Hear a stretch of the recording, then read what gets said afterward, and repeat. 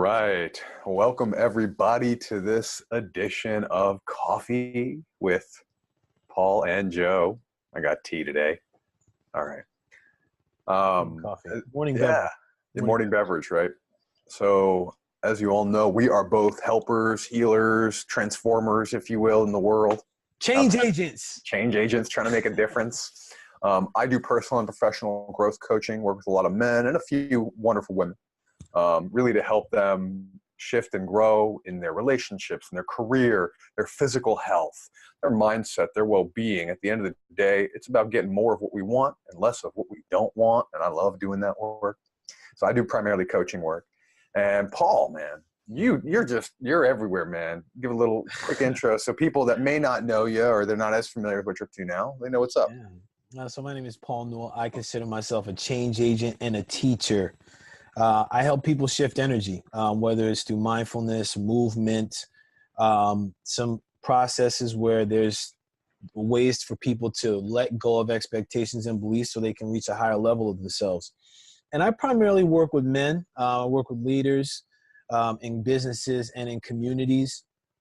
And I like to do some, as I'm learning, Joe, and learning about being in business and also being a human on this planet. I teach and share my lessons on Facebook and with the Mankind Project, and it's been fun getting a lot of feedback out there. So yeah, cool, man. Well, people should pay attention to this one today because we're both scared. I don't want to say shitless, but pretty close. Yeah, I'm butt puckered on this one, man. Yeah. So here's the deal. We're going to talk about race. And, this is something that neither of us was really like trained in race relations or anything like that, but we both have done our work and we're doing our work. And we both lived our lives and we're stepping into owning and creating more awareness of who we are in the world, in the space, culturally, racially. We're both very conscious or trying to be very conscious about all the isms in the world, right?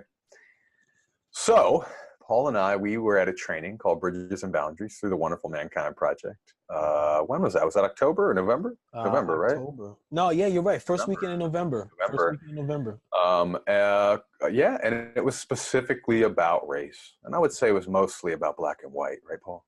Yeah, definitely. It was hard-hitting. It was intense. It was very real. I've known Paul a few years, and I got to see him in a whole new light. I got to see a lot of people in a whole new light that I've known for many years of all races, men and women. Yeah. Powerful experience, man. Powerful experience, very challenging. And the people who put on the training, they taught us something about the racism root kit. Racism root kit. So Paul, you want to describe a little racism root kit? And then we're going to break down a little bit of how we both show up in ways where we're letting this root kit drive us. Yes. So this was I got, this had the most impact on me in the weekend, this root kit. And, and I'm going to do my best to explain it as best as I remember it. But what the root kit is the technical definition is it's something in a computer system or operating system that's hidden. It's like if you were to look for it, you're not going to find it, but it's within the operating system. It's something that's helping the computer run. And for any technical people, if you're here and you're more familiar with, you can write in the comments just like some specifics. But what it basically is something is running the system that you're unconscious of, that you're unaware of.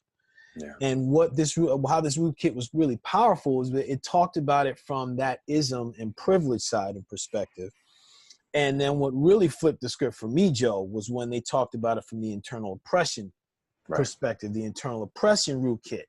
So as Joe is describing it from the ism, from his perspective, I'm going to explain it from mine because I felt like it's you said we're trying, like I feel like we're trying to get that level of awareness. I feel like we're doing it. It's just we're seeing things now that we didn't even realize were there. Yeah. Like this really isn't like, it's like, oh, whoa. And it gives us a level of awareness. I feel like as we go into this, disclaimer would be, this is about achieving awareness. It's not about a right or wrong or labeling, or it's just like we're describing something that can come up in people, and it can be applicable in communities, relationships, work, you may see some of these things come out that when they go unattended to can create havoc, can create dissension, unease, Yeah. anger, negative emotion, perpetration. It's so the rootkit is unconscious, to sum it up. It's just something that operates in every single one of us and is based on conditioning that we've accumulated, whether it's through family, friends, social environment, internal, external environment. Right. Yeah, leave it at that. Yeah, yeah, I love it. I love it. And you know, it is pretty much conditioning, but there are certain elements that are connected to our like evolutionary psychology. Mm-hmm. In some ways, we are designed to protect ourselves first. Yeah. And these rootkit behaviors, they help us protect ourselves Mm-hmm. on both sides, you know? Yes. So you gave a beautiful explanation. That piece just hit me at the end there, where some of it is like just related to our survival instincts too, right? So yeah, man. So we're going to each kind of hit on a couple of these that we dance with at times. I guess I'll give you the choice here. Would you like to lead us off? You want me to start with one? What are you feeling? I'm good either way, man. I'll kick one off. Okay. I'll kick it off. Okay. The internal oppression rootkit piece that stuck out for me that I do all the time is deference. Mm. So from the internal oppression perspective, it's basically, these are the things that I can do as a Black man in this culture that I give away my power to someone of privilege unconsciously. Mm. So it could be, hey, I'm going to let you go first. Okay. Yeah. Or you know what? Like, like someone bumps into me.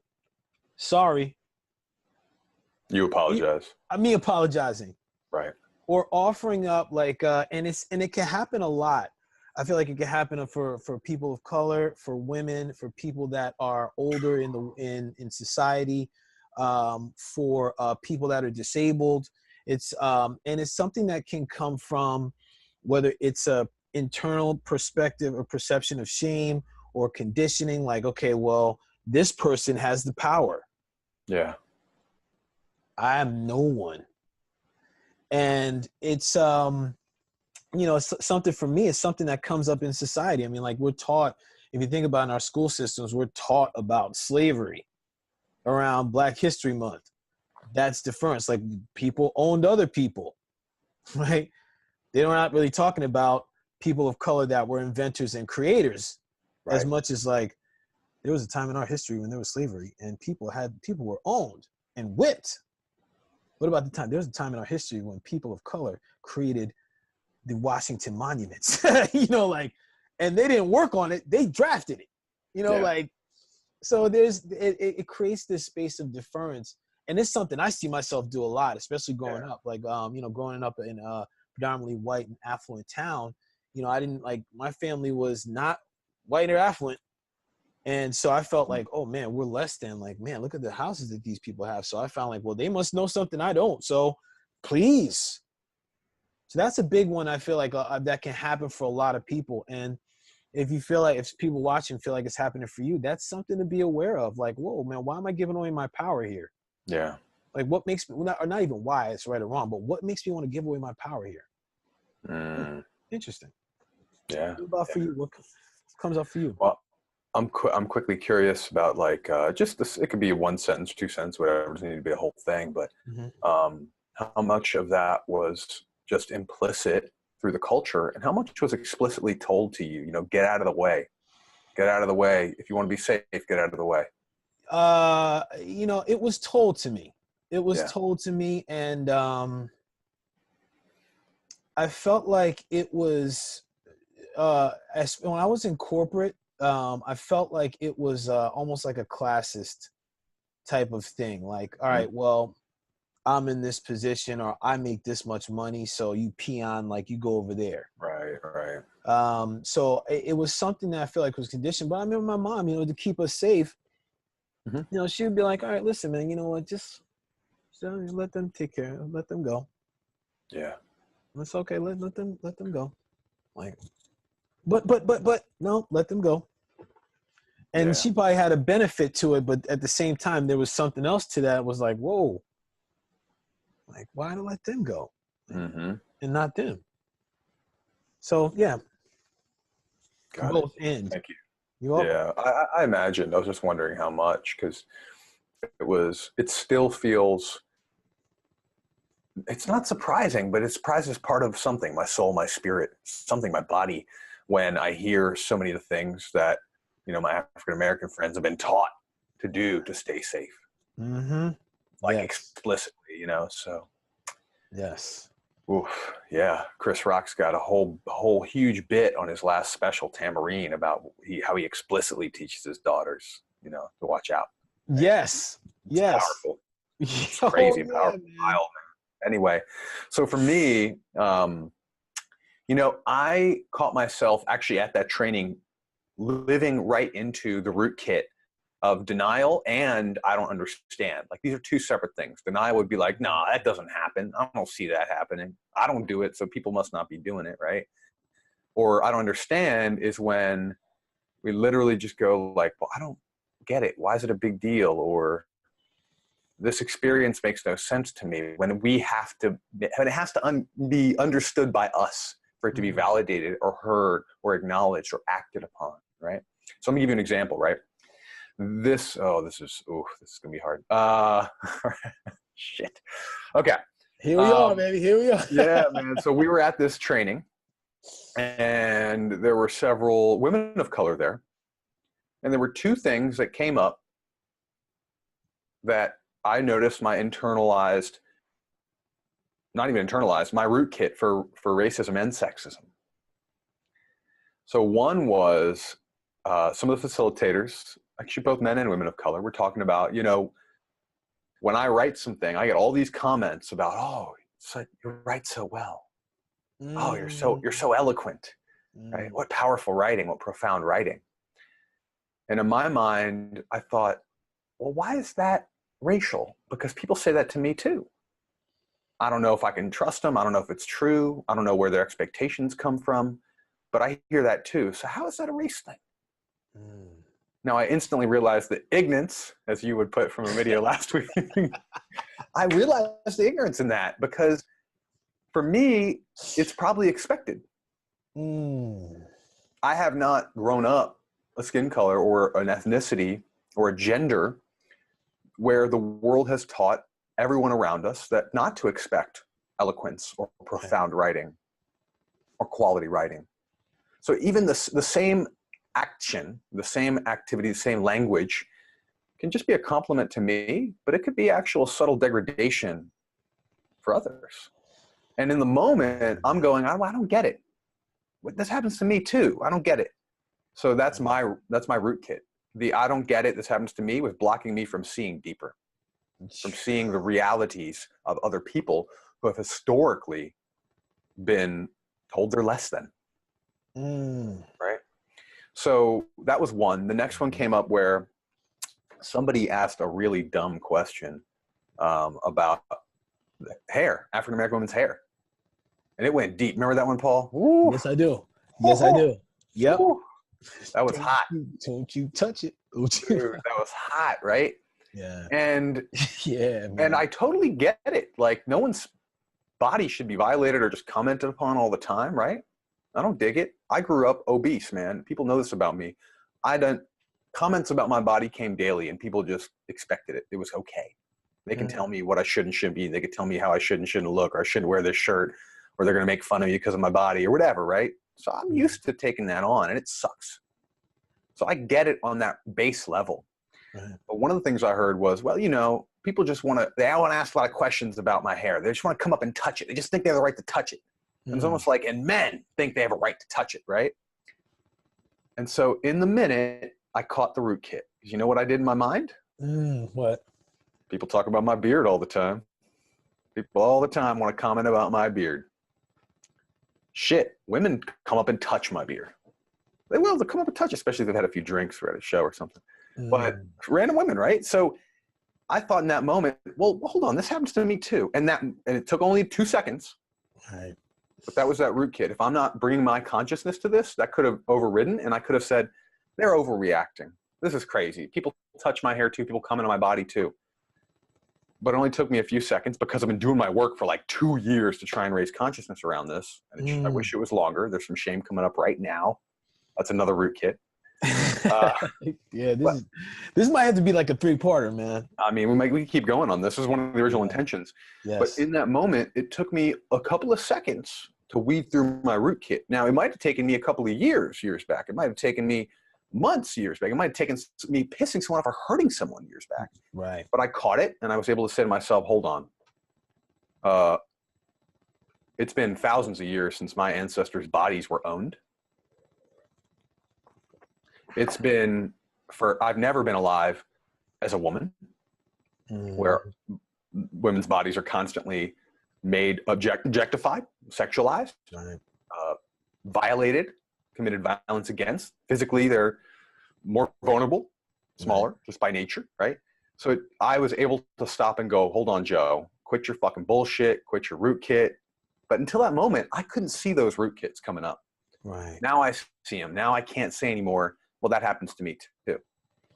That one was a big eye-opener. It's like, whoa, I'm doing this every day, I bet. The sexism and racism coming up every day in these small ways that are not overt, but they stop me from being in a place where I help and serve others. And I want liberation for all, you know? Yeah. Oh, man. Yeah, I'm thank you for that, man. I'm like that. I just felt that in my body, especially in my heart, like around the solar plexus, because you mentioned about the racist perspective, but then also the sexist perspective. Yeah, man. I feel it's so relevant right now because, and this is where some of the external environment comes in too, because I believe that people's bodies can be objectified. So it's like we see it on a picture, we see it like there's a desire for it. It's almost like, well, shoot, if I'm seeing it right there, I can go touch it. No, you can't. No, you can't. And the thing that I'm curious about is like when it's come up for you since the event, right? What's a way or two that you've addressed it in the moment? Is it just, well, actually, is it internal? Is there something internal, external? Just what is it? What's happened for you? Yeah. So typically that's going to be more internal for me. I'm going to notice it, catch myself. Definitely happened a few times here and there, pretty regularly. And I just stop and I just try and think, process it a little bit. And I just try and be more aware. So it's a matter of getting out of my own way. I caught myself a little bit last night. I was talking to a woman who's doing like a PhD in computer science. Right. And she was like, man, this and that, how like women get treated in that field, you know? Right. And I caught myself kind of going, yeah, I've heard a lot. I get it. I've heard how women get treated in tech fields, right? Well, I'm doing another rootkit right there. I'm kind of like, instead of I don't understand or denial, I'm most intellectualizing, like, oh yeah, I read an article about that. Oh, a friend told me about that. So I had to stop myself in that moment and go, hold on, I'm doing it. And I said, okay. I said to her, literally, I said, I can imagine, I can guess. Intellectually, I've probably read about this or people have told me, but like, what's it like? What's it actually like for you? What are situations? What is the experience like, Thank you. Yes. So I had to stop acting like I knew already, or stop acting like I can figure it out and just go, all right, what's it really like? What's really going on for you? Right, man. Thank you for that. That's what I just like knowing you. I had a feeling that's what you would do. Yeah. Because like, especially from what we've talked about since that workshop. And I think that's important for people to hear, because there's going to be times when the rootkit's going to come up. So you can look at it internally as far as, oh, well, wow, this is all right. Wow. I noticed this. But what you said, Joe, specifically you, when you said, well, I can assume I can read all these things and intellectualize, but what is it like for you? Or tell me more about that experience. I think that's a piece that in our culture, if we're open, if we even invite, like, okay, if that thought comes in like, oh, well, shoot, man, people have asked to rub my head too. Like, so it's first as a white man says, well, I'm bald, and people have asked me what rub my head. Like, why is it, help me, are you open to sharing what is the impact for you? Right. Are you open to sharing what's the impact for you? Because then it's a learning on both sides, because on one side, person of privilege may not say, may not understand. And then the person of color may say, or the person of difference may learn something about themselves and their feelings Yeah. about what's really coming up. So I think it's a learning piece on both ends. Yeah. We have to be courageous enough to be curious and ask those questions and know, like, I said this, I sit in a group for about 2 years now. We meet once a month. That's just examining race and masculinity and intersectionality. And, I said to them last time, I was like, guys, I see us still trying to figure out how to do this without getting hurt or messy or hurting someone else. Like, we're not going to get better at this without screwing up. Right. So it's that, like, courage to screw it up, the courage to ask the question that's like, maybe that's too far, too deep, Yeah. Right. Getting a little hands dirty. Yeah. I don't know how long we've been on this. Huh? I don't even know either. Yeah, it feels like, man, because I feel like we can go on to this and be like, oh, Junk Joe, it's 7 p.m.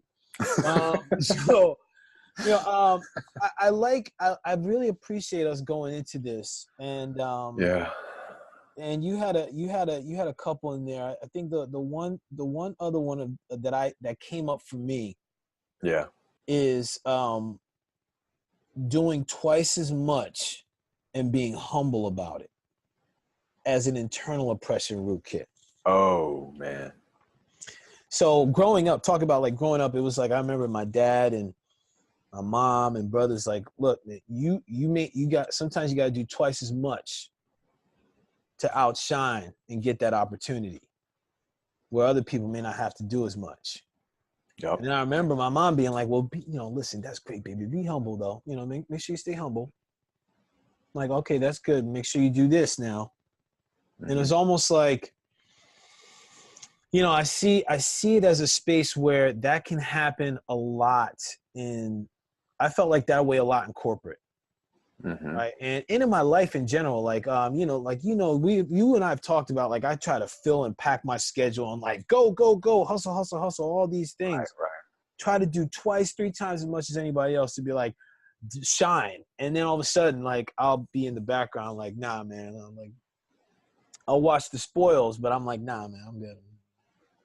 Yeah, well, it was someone else. Like, Paul did a great job. Oh, well, it was this.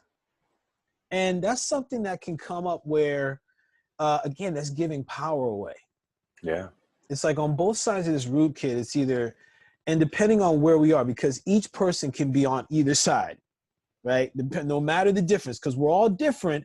We all have a perspective of privilege, and we all have that perspective on the other side where we're of that difference. We're of the minority. Okay, so everyone's got it. So that's the beauty of this rootkit. It's like, okay, if I'm a younger person, I'm working with an older person, I may say something that has an impact on them. If I'm able-bodied and say something to someone that's disabled, or that has an impact on them. Or someone disabled may say, okay, I gotta work twice as much to show that I'm able to be here. When actually I'm able to be here regardless of like.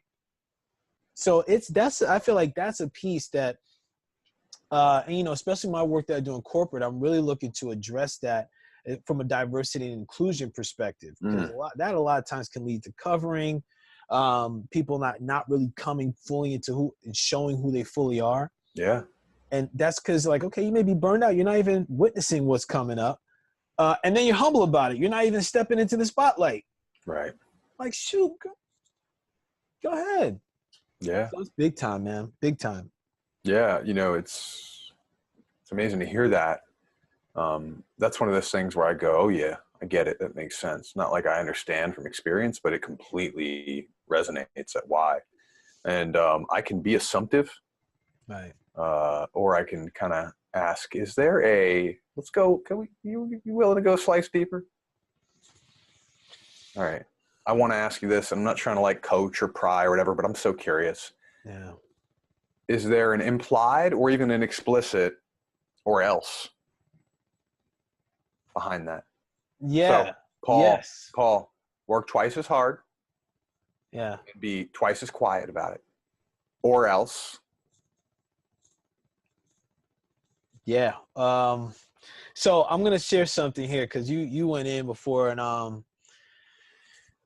Every time I think about this, it really resonates with me. And it's like it brings me back to my mom's teachers and grandma's teachers, and like ancestrally. But like you know, for those that don't know, Joe and I are involved with the Mankind Project, and we staff these new warrior weekends, and we're both on this leader track where we're able to get feedback from the weekend leaders Mm-hmm.